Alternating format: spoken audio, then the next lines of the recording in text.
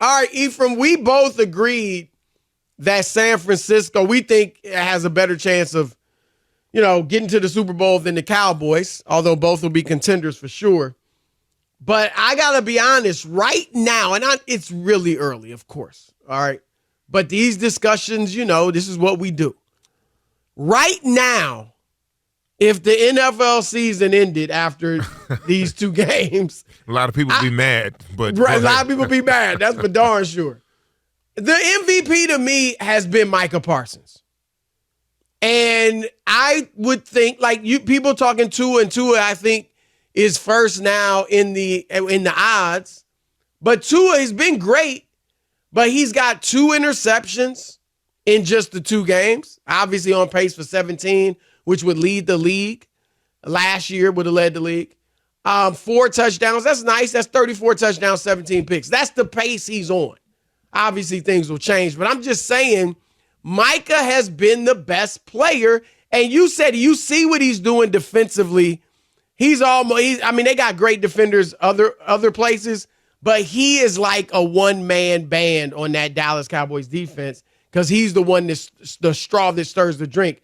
Do you think that could happen? Like a non-quarterback, running backs, last one to win it was 2012, Adrian Peterson. Last defensive player was Lawrence Taylor, 1986. It's become a quarterback's award. But I think if no quarterback has gaudy stats this year on a high win team, Micah Parsons has a real chance to get it. Yeah, I don't think that award is reserved for anyone outside. Maybe in a crazy year, someone else offensively, like if a receiver, catches over 2,000, yards receiving, or running back breaks the all-time single-season rushing record, it is there. We've seen it's not right, in the cards. I think a running back has to get over 2,000. It has to be something miraculous. It's not in the cards for a defensive player to do it because remember how great J.J. Watt was when he was they were comparing J.J. Watt to one said Lawrence Taylor in terms of his disruptive abilities on defense. Right. You moved him up and down the line. He was getting sacks and tip passes and interceptions and scoring on offense. Quite clearly one of the best players at any position in football, and he had a pretty good run at it as well. Right. Including 22 sacks, all of these gaudy things that you would say, okay, that would garner him being in the MVP conversation and have a real chance to do it. But it didn't happen.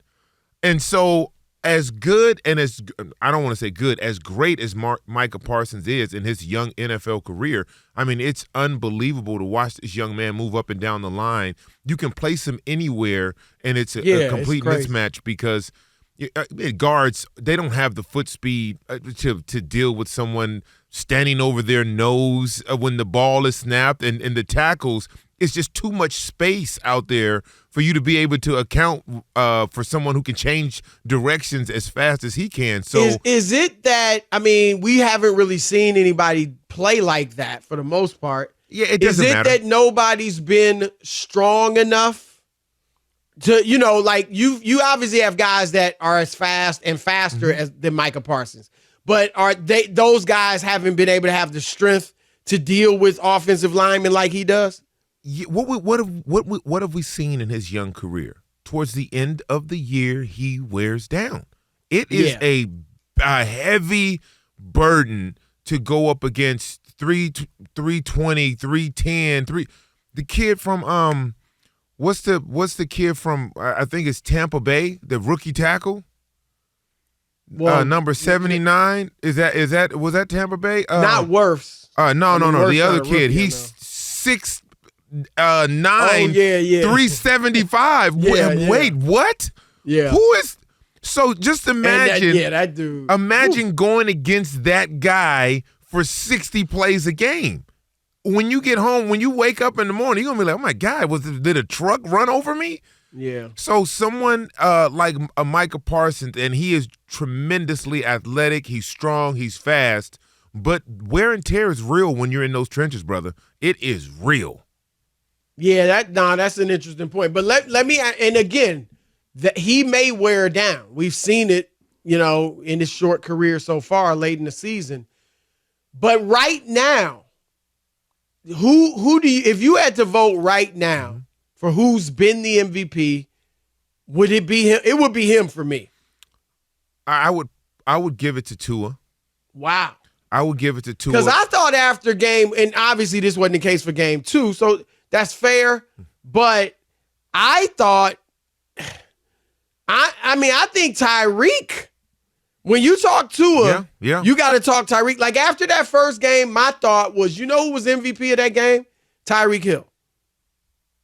Yeah. Oh, that's easy, right? Now they cut him off, obviously, the way he was played in the second game. Correct. But right. I think we'll see how this plays out. But he could arguably be their MVP. You're talking about 2,000 receiving yards. We know that's a goal of his. Yeah. And I get it that Tua's got to throw him the ball. But that dude's breakaway ability and just, I said Ephraim, he reminds me of Randy Moss. Obviously completely different styles, sizes of receiver. But the way he's almost like a cheat code. Like his speed is what Moss's speed and size was. You just throw it up there and he going to get it. So the thing with that is, and especially for a receiver, that second game, we saw what defenses are probably going to try to do to him. Yeah.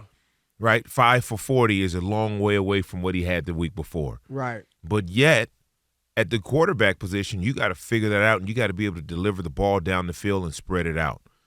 That's why quarterbacks get a lot of the praise, because when defenses are taking things away from you, can you still manufacture points? Can you still manufacture first downs, keep the chains moving, keep the offense on schedule? So that's why the award has really become a quarterback's award, because, as you know, we're in a passing league. Ephraim, I've said this. I don't know if I've said this to you before. I really believe now the NFL should go follow the Cy Young Award model and make a Peyton Manning Award, Tom Brady Award, whatever you want to call it, for the best quarterback.